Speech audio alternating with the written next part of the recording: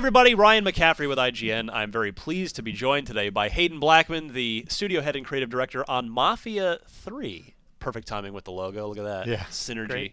It's great to have you, Hayden. Thank you. Thanks for having us. So this is actually the first time that the general public is getting a look at some extended gameplay of Mafia 3. You showed off more or less this, behind closed doors to the media at Gamescom. That's right. Which is where all the preview coverage, including that on IGN, came from. But it's great to actually see it. So this is, I have never seen this before. Right. This is me seeing it. So I guess the before I start just reacting to things, go ahead and just catch us up. Gamescom was a little while ago now. Elevator pitch version, go. Sure. So in Mafia 3, you play a guy named Lincoln Clay. The time is 1968 in our version of New Orleans. So you can see here, this is Lincoln moving down our version of Bourbon Street in this southern city, very iconic southern city here. Again, one of the things you'll notice about Lincoln, potentially by the shirt he's wearing, he's a Vietnam vet. So he's just returned from Vietnam when the events of the game begin. So he is a trained soldier, and that really gives him an edge when he takes on the mob, which is one of the kind of key components of the story. Lincoln's also a criminal. Before he went to Vietnam, he was part of the Black Mob, again in our version of New Orleans. Yeah. When he comes back, he falls back in with the Black Mob, and through the course of the game, they get betrayed by the Italian mob. So here, this takes place about 2/3 of the way through the game. Lincoln is on his mission to take down the Italian mob and build a new mob kind of on the ashes of the old, and build a new family. And one of the ways he's doing that is by taking down various criminal rackets. So he's learned throughout the course of the game that there is a drug dealing operation going on in the back alleys of the French Ward and places like this cemetery. And he can go ahead and head into the cemetery and hunt down informants to find out information about the mob and the racket, maybe get involved in a little bit of a firefight, all in the process of working his way up to some of the crime bosses that run the drug operation in the city. Right. So now I'm a big fan of the series. Illusion Softworks did the first 2 games, and now, but it's been taken in-house here at your studio at Hangar 13, which is a lot of former 2K Marin folks. And what have you sort of tried to keep from the first 2 games, and what sort of have you made a concerted attempt to kind of evolve and update or change? Sure, yeah. So again, we're all very, we're watching all this combat. It's kind of hard to focus. So one of the things you'll notice about Lincoln, I think, right away is that, again, he does move like a soldier. One of our mantras on the team is own the battlefield. So we really want you to feel like you move like a trained soldier, that you can use that training to take on large groups of mobsters. Lefty. Yeah, he can. That's actually one of the things we learned when we were doing research. Damn it, extra. With some combat vets, and that's one of the first things they learn is to shoot with both hands, so that they never expose themselves out of cover. There's another new mechanic that we have in the game that's new to the franchise, which is what we call drive like a madman. It's a way to interrogate informants. So here we'll throw this guy in the car and drive like a madman. But when we're talking about driving here, there's a good maybe segue into one of the things that we really tried to keep true to Mafia 2. So I think Mafia 2 is known for its really engaging story, and I believe that we have a pretty strong narrative in the game. Again, focusing on this character who's an orphan and a Vietnam vet and trying to find a new family. We also wanted to create a sense of time and place, so hopefully the city feels like our version of New Orleans. And then the driving model is still very much a physics-based driving model, but we did push the boundaries a little bit. We want you to feel like you're a stuntman in a Hollywood action movie. So some of the reactions are a little bit outsized. We'll see a little bit later some a little bit of car combat that we really tried to focus on and make sure that was accessible. The other thing that we tried to do is make sure that everything was integrated. So it's truly an open world game in the sense that you are out exploring the open world and engaging in the criminal ecosystem of this open world. Here's an example of that where I've learned that this drug den through the course of that interrogation is actually hidden underneath this jazz club called the Big Mouth Jazz Club. And this is what we call a public facing hideout. So if I head in here and I get noticed by the patrons because I'm waving a gun around or I'm getting involved in a fight, they might call the cops. There I just kind of got told to move along by the mobster, so I'm going to try and find a back entrance here. I could have gone in guns blazing there, but that would have attracted a lot of attention and the cops. But that's something I could do if I had maybe muscle with me or was better armed. Ooh. No.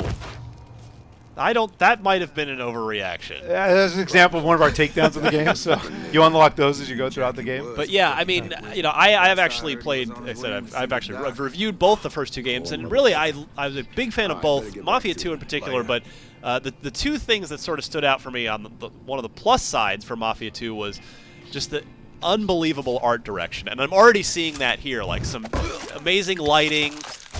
This just the sort of the light mist haze. Right. It really looks like that technologically here you're just pushing a lot of atmosphere into the game, which I like a lot. And then on the flip side, the kind of the big downside for me to more lighting here to Mafia 2 was that it was a great story.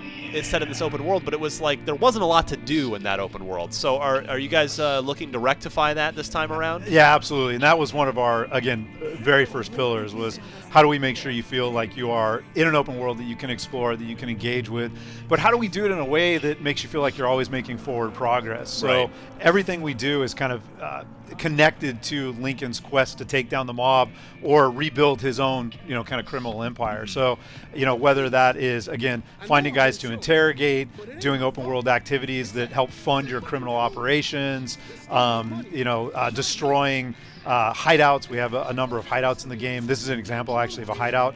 So this is an example of a dead guy right here. Yeah, right. So we do, we are supporting stalking in the game. That's one of the other kind of mandates for us is we want you to be able to approach these hideouts multiple different ways. So whether that's going in guns blazing or being a little bit more stealthy here, ultimately it all kind of culminates in kind of big takedowns. But we want you to have that ability to kind of stalk your way through as well. Oof. Yeah, so there's a character named Doc Gaston who runs this hideout who we have to take out in order to assign this hideout out to one of our guys to take over. So here again, you'll see a little bit of some of our hot combat and Lincoln kind of moving through the space, swapping weapons. We do have kind of a very good weapon churn model where you're encouraged to switch weapons a lot.